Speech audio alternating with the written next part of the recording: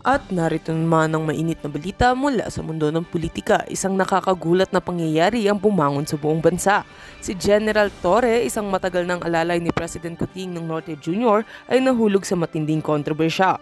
Isang video na kumalat sa social media ang nagpakita sa kanya na nakaluhod sa mga Duterte. Isang hakbang na nagdulot ng matinding reaksyon mula sa iba't ibang sektor ng lipunan. Sa mga larawang kumakalat, makikita si Gen Torre na nakaluhod at tila humihingi ng tawad sa mga miyembro ng pamilya Duterte. Ayon sa ilang mga ulat, ang insidenteng ito ay nangyari sa isang pribadong pulong, ngunit hindi inaasahan ng mga tao ang ganitong kilos mula sa isang mataas na opisyal ng gobyerno. Ang pangyayaring ito ay hindi lamang isang personal na issue, kundi may malalim na epekto sa politika ng bansa. Kung totoo ang mga paratang na may kinalaman ng mga Duterte sa ilang mga desisyon ni General Torre, maaaring magdulot ito ng matinding krisis sa Administrasyong Marcos. At habang ang mga pangyayari ay nagsusulputan, marami ang nagtatanong ano ang magiging reaksyon ni President Marcos. Magpapatuloy ba ang administrasyon sa mga isyong lumalabas na may kinalaman sa kanyang mga opisyal? Nagmistulang isang pambansang isyu ang mga kaganapan at agad na nagkaroon ng mga protesta sa mga kalye. Mga mamamayan at mga kritiko ng gobyerno ang nagtutok ng kanilang galit laban kay President Marcos at ang tanong nila, handa na ba siyang managot sa mga kalokohang ipinagpapatuloy ng kanyang mga kasamahan sa gobyerno. Sa kabila ng lahat ng mga kontrobersiya, tila may bagong chapter na nagsisimula sa kasaysayan ng Administrasyong Marcos. Haharapin nila ang mga seryosong hamon na may kinalaman sa tiwala at kredibilidad.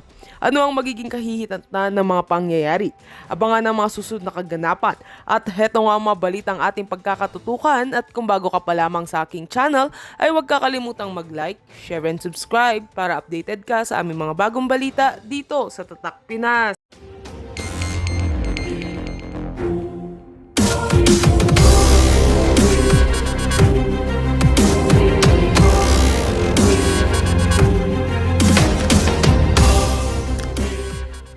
Sa tingin ho natin, sanghayon ho tayo sa mga banat nitong si Sir Ted Filon dito sa video na to. Dapat tigilan na pero tayo sang-ayon, pero okay din naman, wala namang problema yan. Kung gusto nilang paabutin ng 10 years siyang tuwadcom na yan, okay rin naman ho sa atin yan. No? Lalo lang kung sumisikat ang mga Duterte, ganun ho talaga eh. Pag kung kailan nyo minamaliit yung isang tao, kagaya nitong si Tatay Digong, yung tipong talagang gusto ho nilang ikahon, gusto ho nilang ipakita sa sambayan ng Pilipino na ganyan lang si Digong, wala naman talagang nagawa yan si Digong. Every time ho na minamaliit nila itong si dating Pangulo Rodrigo Duterte, lalo ho siyang kumikinang, lalo ho siyang tumitingkad, lalo ho siyang nagiging tanyaga, lalo ho siyang nakikilala at lalo ho siyang namimiss ng ating mga kababayan. Palakpakan ho natin itong si dating Pangulo Rodrigo Duterte. Nakita nyo naman ho, dun sa mga nag-comment, kahit dyan sa mga mainstream media, pagka ang kanilang topic at pinag-uusapan, itong si dating Pangulo Rodrigo Duterte na, nag-iiba ang atmosphere, ika nga. No, nag-iiba ho Iba ho talaga ang karisma nitong si dating Pangulo Rodrigo Duterte. Hindi pa ho yun nakuha nitong si Vice President Sara Duterte. Dito rin ho sa video na to, pasadahan din ho natin ng mabilisan. Siyempre, no, yung mga continuation noong nangyaring hearing sa Senado, napakarami pa ho nating hindi natalakay doon sa doon sa hearing na yun. Kaya subukan ho nating pasadahan ng mabilisan. Hindi na ho natin patatagalin to. Medyo mahaba-haba ang video nitong si ano bang pangalan nitong channel na to? Agila ng Bayan, palakpakan ho natin. Mega love shoutout kay Agila ng Bayan. Yung mga nagpakulay sa ating mga nagdaang video, isa-shoutout ko na lang ho pagkatapos ng video na to. Ngayon pa lang, nagpapasalamat na ho ako sa inyo. No? Mega love shoutout sa lahat. No, pasadahan na ho natin ng mabilisan yung mga nagpakulay. Eto ho, pasadahan na ho natin ng mabilisan. Grabe naman itong si ambisyosa ako. Teka lang ho i-shoutout na ho natin. Medyo malaki-laki ho. At saka medyo dadami ho yung isa-shoutout natin sa mga susunod na araw Matatambakan na naman ho tayo. Isa-shoutout na ho natin ngayon. Teka lang ho mga kababayan. Eto ho, shoutout na ho natin mga kababayan. Shoutout dito kay The Daddy Twin Valve. Mega love shoutout. Maraming salamat po sa pakulay. Palakpakan ho natin. Itong si Sir. Itong si Elmo 700. Thank you ho dyan sa 18 AED. Maraming salamat ho. Mega love shoutout. Mega love shoutout din ho dito kay Ma'am Teresa Bataga. Ma'am Teresa Bataga, ingat ho kayo dyan sa Hong Kong. Mega love shoutout. Mega love shoutout din ho dito kay JC at YNY. JC at NY. Gigi Kaparas, maraming salamat to. Mega love shoutout. Salamat ho din sa $2. Napakalaking tulong ho yan. Mega love shoutout din ho dito kay Angie. Angie, maraming salamat to. Ingat ho kayo dyan sa Japan. Mega love shoutout. Mega love shoutout din ho dito kay Ma'am Ambisyosa ako. Ambisyosa itong si Madam. Maraming salamat to dyan sa Norwegian money na yan. Maraming salamat to ha. Maraming salamat sa 160. Palakpakan ho natin itong si Madam. Gusto niya hong ibalik yung dating host dito. Madam, pasensya na ho. Pero meron na ho akong sa inyo, meron akong sorpresa sa mga susunod na araw. No? Makikita nyo pa rin ho yung mama na yun. No? Kinausap ko na at pumayag ho siya doon sa aking kondisyones sa kanya. Okay na ho. Yung mga naghahanap sa kanya, meron ho akong meron akong sorpresa sa inyo. Ito na ho mga kababayan, di na ho natin patatagalin to. Masyado na ho tayo nagtatagal dito sa shoutout na to. Anyway, maraming salamat to sa mga nagbibigay kulay dyan sa ating comment section. Mabuhay ho kayo lahat. Isang matikas na saludo galing kay PH Update. Ito, gang. So, nung nakiusap si Colonel Garma, ito na ho, umpisa na natin, gang. Colonel Grijaldo, kasi nga, kaibigan nga daw niya. So, yun nga. Sasagot ho tayo dito, punto por punto, talagang chachap-chapin ho natin to, ibibigay ho natin yung ating saloobin sa mga sasabihin nitong si Boy Bulol sa video na to, okay? Boy Bulol, makinig ka sa mga punto de vista ni PH Update, ha? Game. Pinatawag namin doon sa Medicod para at least malaman kung totoo yung mga sinasabi ni Colonel Garma about sa kanyang ticket. So, sinabi naman niya na wala siyang alam doon sa reward system. As a matter of fact, Manong Ted, DJ Shen, inibitahan namin si Grijaldo precisely doon sa General Barayuga case. Yung pagpatay kay General Barayuga dahil sa ang sipong pulis ng Mandaluyong. So, unfortunately, nagulat kami nang umapunta siya doon sa Senado at sinasabi nila na meron silang bombshell about doon sa amin. At ito pala yung bombshell nila. I think we're not giving so much importance doon sa ni Grijaldo. But unfortunately, meron siyang mga sinabi na coercion, harassment. But Naku, napakalaking bagay nung sinabi ni Grijaldo. Wala akong pakialam kung kanino pa nakaside yung Grijaldo na yan. Ang issue natin dito, kung merong ganyang kalakaran dyan sa Tuwad Committee, bago nila isinasalang yung mga resource person, pinapatuwad muna nitong si Dan Fernandez at nitong si Atrasabante. Meron mo tayong problema dyan. Kung sakaling pinapatuwad man nila at meron silang pinapakitang kung ano-ano mga papel, kung meron silang mga ganyang klaseng kalakaran, anong panghahawakan ng mga ordinaryong manonood na talagang yung mga isinasalang nyo dyan sa Tuwad Committee, talagang malinis, hindi nabahiran, na pressure o kung ano pa man, di ba? well, kung meron kaming ginawang coercion sa kanya, sa harassment, bakit hindi siya agad nagsalita? After nung sinabi namin yun, dahil naka-open na hearing kami. And nakakalungkot yun dahil nga I think nagagamit itong si Colonel Grijaldo. Why? Kasi unang-una, yun ang nga sinasabi ko na na-meet na namin to before pa lang ng Quadcom, na kung saan hindi namin alam kasama siya ni Colonel Garma doon sa meeting na supposedly hindi naman siya kasama dahil may sasabihin nga daw na importante sa amin si Colonel Garma. But yun na nga, nangyari na yon at hindi na namin binigyan ng pansin yung usapan namin dahil sabi niya magsasabi siya ng totoo. But nung nandun na si Colonel Grijaldo, nabago na yung lahat. So, ngayon, nangyari na to, I think meron talagang behind kay Colonel Grijaldo Unfortunately, the venue doon sa ating pong sa Senado, it was... Fact number 1, ano yung mga nailatag natin dito? Totoo na kinausap nyo itong si Grijaldo. Yun pa lang ho, doon sa inamin nyo na talagang kinausap nyo siya, meron na ho tayong problema doon. Yun pa lang, problemado na ho yun. Sa totoo lang Congressman Bulol, makinig ka. Yun pa lang na kinausap nyo, kayo yung mga co-chairperson dyan sa Tuwad Committee. Ano ho yung business nyo para kausapin yung isang resource person at ipakiusap itong mga abogado nitong si Rowena Garma para yung mga statement nila magtugma-tugma ika nga. Diba? Yun pa lang ho, meron tayong problema. Hayaan nyo silang mag-usap-usap. Sinabi nitong si Ruina Garma, ano ko to, classmate ko to, dapat kausapin to, kesyo ganito. Meron ho tayong problema doon na congressman, Dan Fernandez. Pwede nyo naman sabihin kay Garma, kausapin nyo, hindi kami pwede dyan, baka mabahiran, malinis kami rito. Alam nyo naman, we're just here to ferret out the truth. Was used, para to discredit the Quadcom and my person.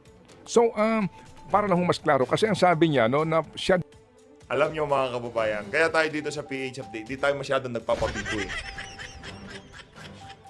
Baka sa sobrang pagkagaya ni Dan Fernandez, laging nagpapabibo.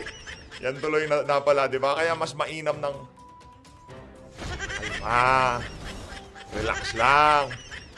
Okay? daw po'y pinagsisinungaling ninyo. Oo, paano ho niyo ba na-handle yung pakikipag-usap sa kanya dito po sa supposed to be nga pag-corroborate sa statement ni Garma? Briefly lang yun kasi sinabi lang ni Colonel Garma may alam si Colonel Grijaldo about the payment system. So yun lang pinakita namin. Sabi namin may alam ka ba dito about yung sinasabi ni Garma na merong reward system. Naku, wala ko kami alam dyan, yun ang sabi niya. So hindi na kami nag-pursue.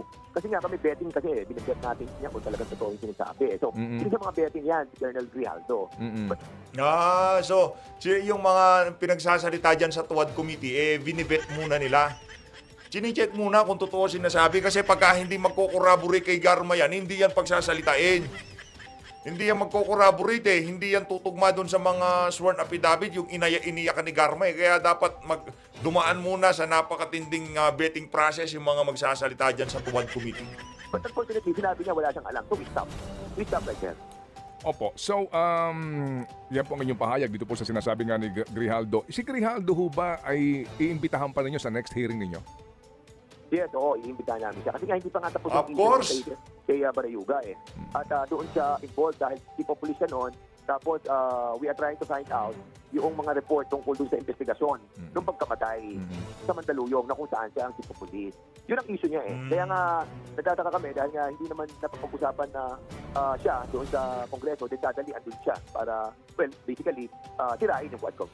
Opo. So ito hong si Grijaldo, kaya nga din po ito nabanggit kung ating magugunita dahil sa kwento po ni Garma nung una, kaya sa Mandaluyong daw mismo may instruction. Sino nagsabi nun na dapat mangyari yung krimen, walang galang lang po sa pamilya ng biktima, sa Mandaluyong? Kasi yung chief of police dito, kabatch ko. Di po ganun ang kwento? Parang may ganon, pero hindi ko masyado exactly ma-remember. But, yan ang problema sa'yo. Dahil ka pa nitong si Manong Ted. Si Manong Ted talagang sa ulado niya lahat ng kaganapan dyan sa Tuwadcom.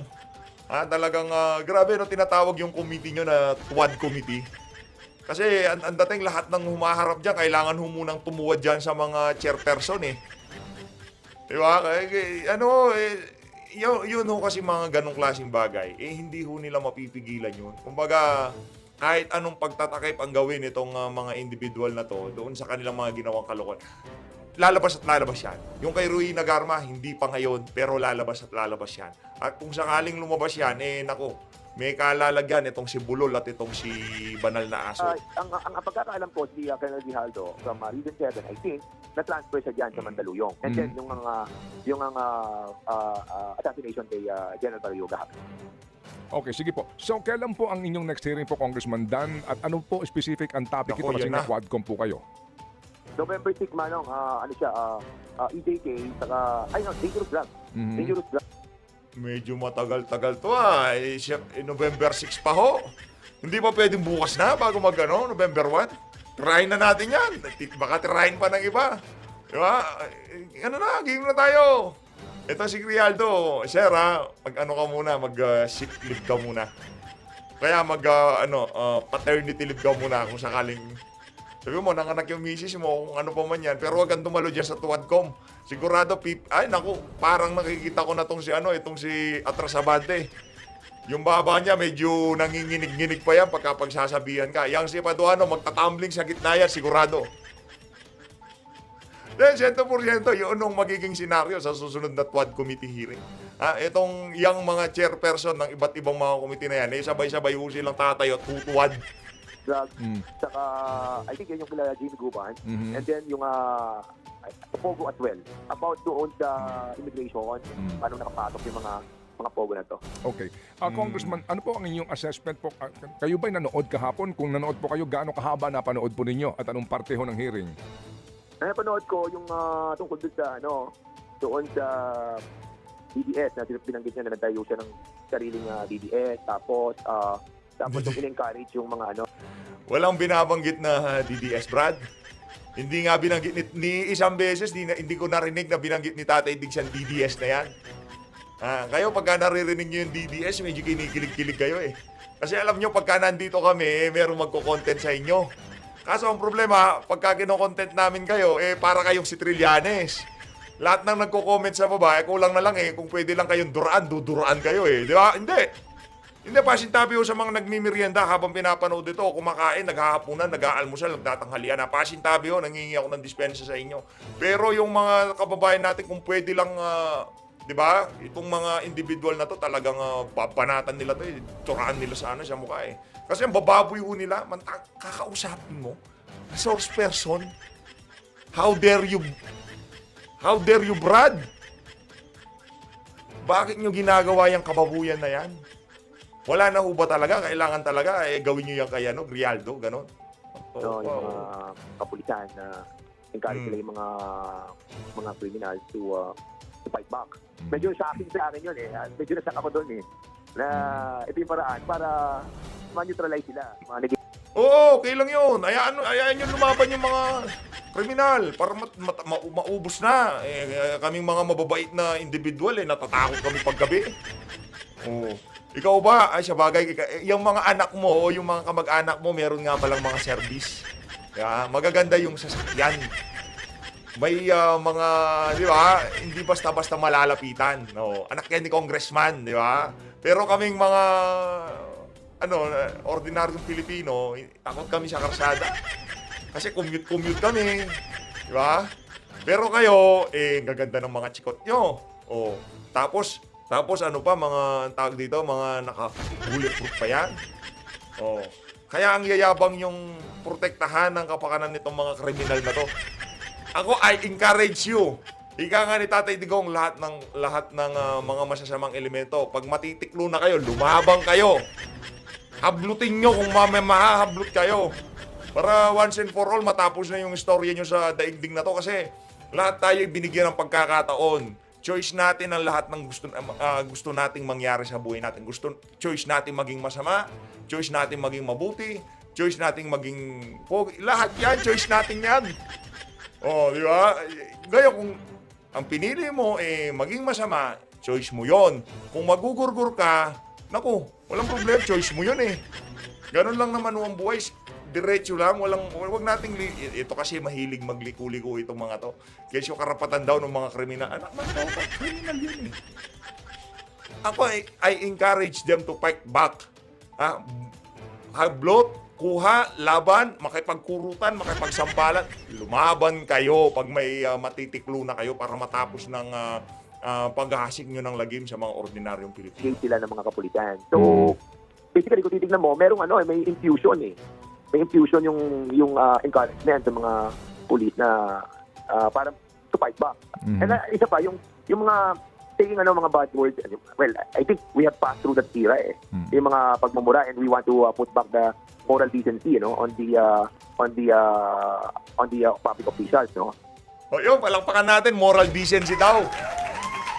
Yan ang nga ba sinasabi ko. Wag mo akong paandaran, Dan Fernandez, ha? Moral decency, walang humpay na pamimigay ng ayuda. Moral decency, hindi nagmumura pero liquidation by certification. Moral decency, hindi nagmumura pero yung 5,500 flood control nawawala. Moral decency, yung mga ordinaryong Pilipino takot lumabas sa karsada. Moral decency, nagkalat ang illegal na droga sa karsada.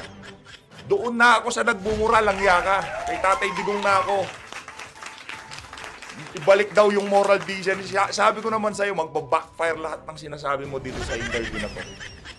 Sino ang pipiliin nyo? Etong mamang palamura, talagang pagka yan medyo hindi magandang kondisyon, talagang mabibira ka na mabibigat na mura niya. O dito sa napakadisente, pagka nakataligod naman, sumisinghot pala ng pulburot. Itong Palamura, walang malalang baha. Yung mga flood control may krudo at talagang gumagana, hindi nasisira. Etong isa na to, hindi nagmumura pero sa likod ng camera, pagka nasa kwarto na lang sa Malacanang, sumisinghot ng pulburon. Sakit nun. Lalo na yung may pinitig pa. Magdudugo-dugo ilong niya doon, sigurado. During that time, talagang naging parang ang dating natin lahat, gano'n eh. But of course, sabi nga kapag leader ka, everybody will follow di ba? But this time, I think marami nanonood ng mga Gen Z ng mga kabataan.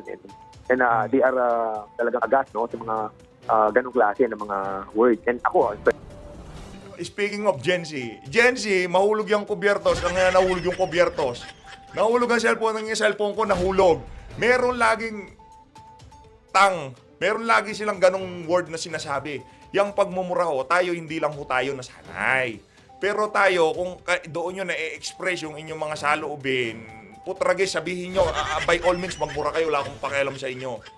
Wala akong pakialam kasi iba-iba tayo ng pinanggalingan, iba-iba yung pagpapalaki sa atin. Ako hindi lang ako sanay. Pero pagkagalit, mapapamura tayo. Pero yung ordinaryong reaction video lang, hindi tayo basta-basta nakakabitaw ng mga ganun salita. Kaya ko naman i-express yung mga nararamdaman ko kahit na sobrang frustrated na tayo sa mga salitang pwede nating sabihin, maliban sa mura. By all means, sa mga Gen Z, nahulog yung cellphone, nahulog yung cellphone ko, nahulog yung kubyertos, nahulog yung kubyertos. Babatiin ka lang, parang tagal na nating di nakita. Normal ho yan! Huwag kayong magpaka-hipokrito para naman kayong tanga. personally, kapag nangyari sa Kongreso yan, I will move to strike that out in the record of the Congress. Kasi nga, mababasa yan ng mga kabataan sa mga susunod na dalinahin. Congressman, kahapon po sumipot si Mababasa daw ng susunod na generasyon. Hindi pa nga nababasa, ginagawa na, anak ng tokwa. Loko-loko ka ba? Punta ka sa daan, babatiin kayo, para kumusta ka na, tagal na natin di nakikita. Para pumapit ka, para bago sasakyan mo si Muking, si Ma'am Irmina Espino. Kumusta po ang inyong imbitasyon sa kanya? Pero kahapon po in the Senate, siya po sumipot doon at pinagsalita. Yes, kung sumipot siya doon, dapat sumipot din siya sa amin. Kasi very important siya. Dahil nga siya yung pinanggalingan ng pera papunta kay Peter Parungo. Hindi nga yan tumatanggap ng pera, loko-loko ka talaga. Ni minsan, di raw tumanggap ng pera yan si Muking. Scheduling lang sila. Kumbaga sila umaayos ng schedule ni Tatay Digong nitong si Senator Bongo. Ito talaga si Mamang, ito talaga si Boldstar, lalabas mo putotoy mo, ganon. Manya ka, Next hearing, labas mo si Junior para talagang makita yung pagiging bold. At yung Peter Parungo, hanggang ngayon, hinahanap yan dahil yung sinasabi, doon dumadaan yung pera. And we need to find out kung kanyang mga accounts sa Petrobank, PS Bank, saka BPI. Na binanggit niya, Kasi kailangan natin corroborate ang sinabi ni GM Garma, Naniniwala tayo. Oo, kailangan corroborate yan. Hindi pa siya 100% because we need to find out yung collaboration ng mga sinasabi niya. Yung pong pagharap ng mga tumistigo po sa inyo, gaya po ni Garma, itong si Leonardo, at may isa pa silang hinahanap, Kaya po. At sinasabi nga na dapat humarap din sa Senado. At kahapon po kasi, ang dating lang sa akin bilang nanonood po at pangkaraniwang mamamayan na may mga ayaw kayong payagan na humarap sa kanila. Parang ganun po ang dating. Ano po yung reaction doon? Correct. Well, ang mga nadinig ko lamang, si Garma, si Leonardo. Si Garma kasi matagal na niyang kino-complain yung kanyang, yung kanyang esophageal, sabi, lahi daw nila yun, So, hindi daw makalunok, sabi ng doktor namin, pagkain. That's the reason why pinayagan yun pa. So ngayon, naka-schedule daw siya ng, I think dapat Sunday or Monday. But, of course, they can invite her naman anytime. Yun naman kay Jimmy Guban na sinasabi, hindi ko alam that he was invited. Okay. But if he was invited, then wala naman reason para hindi siya papunta.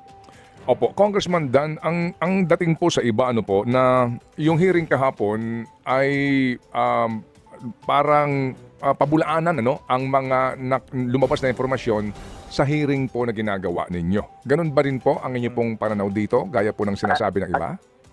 Ano po, yung hearing kahapon, basically po, ay para pabulaanan, yung mga informasyon na lumabas sa inyong hearing.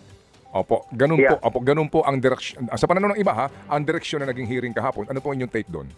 Kasi nga kaya nga sinasabi namin kapag akusado ka or you are being accused of something, mahirap na talagang maging part ka ng investigation. Para kasing member ka ng jury and at the same time ikaw ay akusado, I think it will not work out. And that's the reason why ganun na nangyari doon sa Senate. But it's their own rules eh. It's their own Okay. procedure and we cannot go against it. Pero ang sabi ho naman ng iba, kayo naman dyan sa House, yun din naman ang inyong agenda.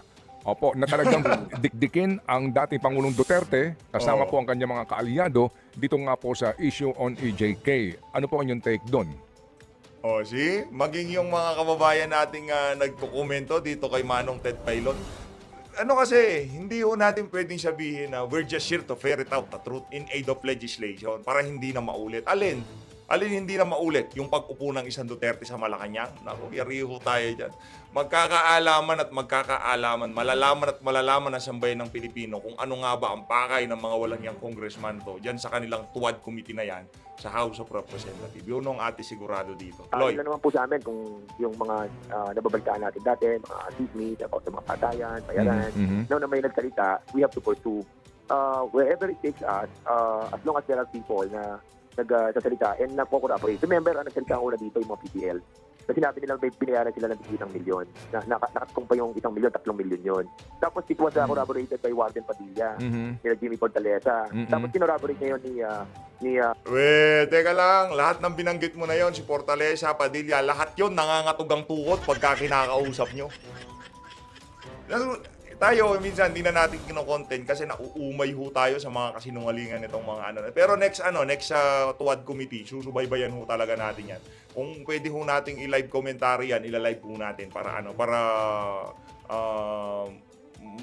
mabigay ho natin yung ating mga punto de vista. ni Colonel Garma and ni Commissioner Leonardo. So basically, dumidiretso eh. Ngayon, kung ang sinasabi nila is something that medyo may politika, I think it's not eh. Kasi nga, yung ating mga biktima din dito at ang dami pala, hindi pala 7,000. It's running around 20,000. Kaya, yun ang nakakabahala sa atin. Opo. Congressman, ito po. Kasi may mga nagpapanukala ng Truth Commission dito sa nangyari pong madugong war on drugs, no? May mga ganon. Pero ngayon po, 2 kapulungan ng Kongreso is exerting effort and consuming too much time, no? Opo, sa gobyerno, sa hearing na ito sa iisang subject matter. Meron pong pananaw na pwede bang itigil nyo na pareho ito, ipaubaya, wag na sa commission kasi panibagong gastayan, sa DOJ na mismo. Para po ang DOJ, mangharap na po ng impormasyon at kung matibay, isang pa na ang kaso. After all, yan din ang challenge po ng dating presidente. Kasuhan nyo na ako. What do you think? Tama yun. Kasi nga, kung matatanda mo yung ating pong Ibibida, ano naman na sinasabi dito, itigil na, tapusin na. Kumbaga, ano ba yun? Tawag doon, adjourn na o ang tawag doon, terminate na yan. Di ba? I-terminate nyo na yung hearing na yan. Ibigay nyo na sa DOJ. Kaso hindi yun ang script. Hindi yun ang just stick to the plan. Ang plano, patagalin yan hanggat pwedeng patagalin. ng partial report, no? Sayang yung budget eh. Sa Solicitor General, yung preservation asset ng mga companies na hindi naman mga Pilipino. Inano namin yung ginawa na po namin yan. And secondly, ito na, susunod na po natin yung tinatawag po natin mga reports, no? Mga partial reports din about our recommendation. And we're about to, ako tingin ko, no? Persado kayo ngayon. Sa kampanyahan eh. So basically, talaga kailangan nating tapusin. Okay. Persado ho sila ngayon na itigil na yung kabalbalan nila dyan sa House of Representatives. Di ba ang klase talaga? Ito pong pag-hear natin. Okay, sige po. So, sa panghuli po, Congressman Dan, ano ang inyong mensahe dito po kay Colonel Hector Grijaldo? Kung sakasakali po na nakikinig ngayon po sa aming pong programa o kaya po maaari niya mapakinggan itong mensaheng ito. Well, ako sa akin, ang sa akin lang, huwag na siya magpabida kasi hindi naman siya, nakakalungkot lamang na isalita siya ng gano'n, ng coercion, ng harassment. Kailangan i-prove niya yan. At of course, we will take action on that. I heard na, hindi ko alam kasi pero parang balita ko, na-suspend siya eh. And I have to check it out. Kung na-suspend siya, if it is this way para maka-get even sa amin, huwag naman sana. Kasi meron mga namatay na tao dito, ang dami. Kaya I hope yun lang ang tingnan niya. Ayun na nga mga kababayan, commentary ako kayo dyan sa mga punto de vista na yan. Itong si Dan Fernandez. Lipat po tayo dito. Ito hindi ho natin napanood dito eh. Yung pagtatanong ni Senator Bato de la Rosa dito kay dating Pangulong Rodrigo Roa Duterte. Panoorin ho natin. Senator De La Rosa. Mr. Chair, I would like to share also my own personal experience. Pagdating dyan sa mga words ni President Duterte na sinabi niya, yung pananakot niya sa kriminal na pag kayo, Dan, makinig ka, Dan, ha? kayo mga pulis na involved kayo sa kidnapping, involved kayo sa droga, involved kayo sa hold-upan, papatayin ko kayo. Yes, sinabi niya yan. Sinabi niya yan. At itong mga pulis na ito na namamatay din, namamatay sila during operation na kinandak sa kanila dahil lumaban talaga sila. Hindi naman pupuntahan mo lang yung pulis para barilin. Sabi ko nga ni Presidente, hindi gawain ng lalaki yan. Hindi gawain ng lalaki yan. I have my own personal experience. Isang tao ko noon, matagal na ko ng tao, sinaligan yung trusted ko na tao. Ang problema, nagka-girlfriend ng isang drug addict. Nung girlfriend niya yung drug addict, siya rin tumira na ng droga. Ngayon, nang tumira na siya ng droga, dahan-dahan na rin siya nagbibinta ng droga. Pupusing na siya. So, naawol siya ngayon. Nung naawol siya, nag-full time na talaga siya naging puser. Sabi ni President Duterte nung mirror siya, yung mga pulis na yan na nagbibinta ng droga, papatayin ko kayo. Alam nangyari? Inoporitan yung pulis na yon. Tauhan ko yung dati. Inoperitan siya. Pag-operate sa kanya, nag-bypass. Nung nag-positive, inaresto siya. Pinasok siya. Barilan sila. Nung mga SWAT na pumasok. Ang masakit pa nga, Mr. Chair, yung mga SWAT na pumasok sa kanya, nag-assault, classmate niya na matagal niyang kasama from the training center Grabe, hanggang no? sila nagiging SWAT, hanggang nagiging kasama sa basketball araw-araw, kasama sa kusina kumakain araw-araw. Pero sabi ng pulis yung SWAT na nag-assault, Sir, anong magagawa ko? Classmate ko yan, hindi ko kayang patayin. Pero lumaban eh. Kaya, paano ko i-explain ito ngayon sa asawa ng classmate ko na matay na kumari ko? Kumari ko pa yun. Ang hirap i-explain, sir. Patayin yung classmate ko, pero kung hindi ko rin naman siya barilin, ako mamamatay. Magaling na shooter yung tao na yan. Magaling ang bumaril. Kaya ganun po ang nangyari. Pag sinabi ni President Duterte Grabe, sa matter no? of policy na papatayin ko kayo mga kriminal, papatayin ko kayo mga pulis na sindikato, yun ang ibig sabihin. Papatayin Grabe kapag naman yun. lumaban. Yun talaga. Sabi niya, mas gusto ko pagkatapos ng putukan, kayo ang nakatayo. Yung kriminal ang tumba. Hindi kayo ang natumba. Ang kriminal ang nakatayo because mahirapan akong mag-explain doon sa pamilya ng pulis na namatayan. Pero yung kriminal, wala mang problema kasi sila man talaga gumawa ng krimen. Kaya kung lumaban, ang mahirap kasi, pagka kinuha natin yung word palagi na yung intimidation na ginagawa ni Presidente sa mga kriminal, pang-intimidate lang yun. Kaya nga, ang ganda ng Davao City dahil takot talaga pumasok ang mga kriminal doon. Sabi Correct. nga, pag kayo kriminal pumasok sa Davao City, hindi kayo makakalabas dito. Kaya takot sila. That's intimidation. Pero yung pag-implement ng sinasabi na papatayin ko kayo, walang pulis na gago na graduate ka ng public safety basic recruit course na tinuruan ka ng police operational procedure, tinuruan ka ng mga lahat-lahat ng mga rules of court doon sa training mo, tapos Tapos ganun gagawin mo. isalvage mo yung tao? Walang pulis na ganun. Mali. Ako naniniwala ako, walang pulis na nasa matinong kaisipan ang gagawa. Doon sa mga aligasyon na dito sa mga professional yan eh. Ano nila yan? Kumbaga, pero naniniwala tayo, merong mga scalawag. Merong mga ninja cops kung tawagin, no?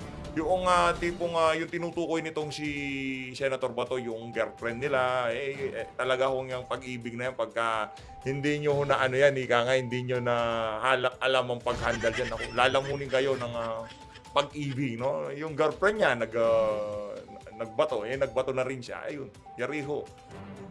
Tiklo siya, ngayon bato na siya. May pinag-aralan ng pulis eh. May pinag-aralan niya. Kahit nasabihin pa si Presidente na, barilin mo diretso ha. Sumisingkot tayo ha. Sumisingkot po tayo dahil hindi tayo nagpupulburon. Malamig lang ho sa pwesto natin. Kaya parang sinisipon tayo. Nahawa ho tayo na si Quezon. Di ba si Chis Escudero nung isang video natin, yun, kakalapit kong ganyan sa kanya, nahawa na ako. Barilin mo diretso. Hindi susundin ng pulis yan.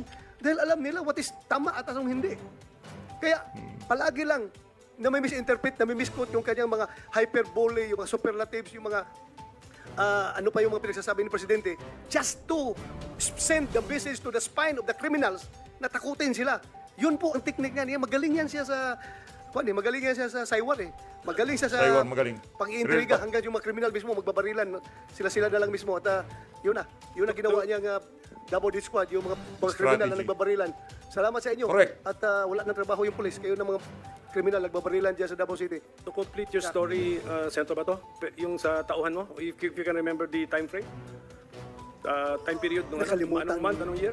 Di ba? Sige pa, para lang Sige lang, mag-research na tayo. Ipagpaparesearch na ako kung anong year yun. Mi- Pa-research ko. Mr. President, one last question from me. I don't know yung mga colleagues ko, meron pa. Meron pong footages kasi na, katulad ng sinabi ko kanina, yung sabi mo kung pwede kayo ma-misinterpret na in-encourage nyo patayin pero dinudugtungan nyo ng kung manlaban, ganun. Pero sabi mo rito, may 3 million ako sa mga drug lords, itong terrorizing, supervising na drugista 2 million, second echelon 1 million, ordinaryo 50,000. Did you actually fulfill itong mga rewards na sinabi nyo po? Kahit na doon sa pwede nyo sabihin na pasok sa inyo sinabi na napatay mo kasi self-defense. Did you actually give rewards like this, Mr. President? Istorya lang yun, sir. Kung pulit. Alam ko pa ano natin. Akala nyo makakaisa kayo sa akin. Hindi kayo makakaisa sa akin, sabi ni Tatay Digo. Hindi, ito na. Doon na. Kung may pinatay siya tapos sabihin niya, sir, sana yung sinabi mong reward? Mumurahin kita. Putang ina, trabaho mo yung magpatay tapos magkubra. Ano ito, kahiro mo? Trabaho mo yun, magpatay ka pa ng patay. Yan ang trabaho mo. Kaya ka binibigyan ng baril eh. Ang ibig kong sabihin, patayin ninyo yung masasamang tao, kriminal.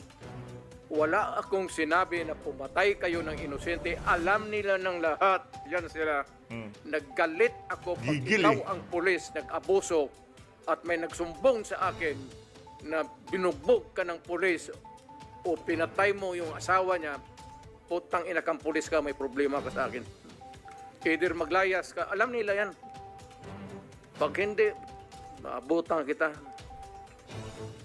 Saludo kay Mr. Tatay Chair, Digo. Saludo. just to add to the Say, statement go ahead. of President Duterte. Yung sinasabi niya na pera, amount na ganito, ang may understanding to that is kasama yan sa fear factor na gusto niyang i-inject doon sa mga kriminal. Tingnan nyo, nung in-announce niya na meron kang babayaran ko yung drug lord, sabi niya 1 million o iba-ibang prices, iba-ibang amount. Tingnan mo. Saiwire nga siya. Saiwire Kung nga saan siya. napunta ang ang pinakamalaking drug lord sa Cebu, si Jaguar, lumayas. Nagtago dito sa Las Piñas. Hanggat dito na sa Las Piñas. Yung mga drug lord sa Iloilo, si Udikta, saan nagpunta? Udikta. Pumunta dito sa Manila. natin yung pangalan na yun. Kasi natakot sila. Natakot talaga sila, Mr. Chairman. Pero kung sinabi mo na actual na binigay yung pera na yan, na pangtakot, na kung may napatay, ibinigay, I don't know. Tanungin natin ang si President Duterte kung binigay ba niya yan kung may namatay. Hindi, kasi- Pero ang alam ko, pangtakot lang niya yung kaya naglayasan yung mga drug lord dito sa Pilipinas. Ngayon, nang wala na si President Duterte, bumalik na naman. Andyan na naman sila ngayon. Continue yung kanilang trabaho, kanilang negosyo. Kaya Hindi nila nakuha yung style ko, sir. Hindi ako magsabi ng magbigay ako bounty. Ikaw yung kriminal. Criminal A, 50,000. Sabihin ko, ang pulis ang bigyan ko. 50,000, sigurado mahulihan ko. Kung sabihin mo lang 50,000 doon, wala. Pero sabihin mo, ibigay mo yung 50,000, no? Hanapin mo. Pag lumaban, patayin mo. Alam nila yan kasi dumaan yan lahat sa akin. Instructor ako sa criminal law, pati criminal procedure.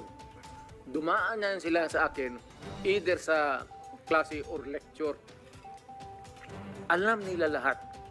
Alam nila lahat kung papaano pumatay ng legal at papaano pumatay na makukulong ka. Always in the fulfillment of duty when your life is in danger. Alam nila yan.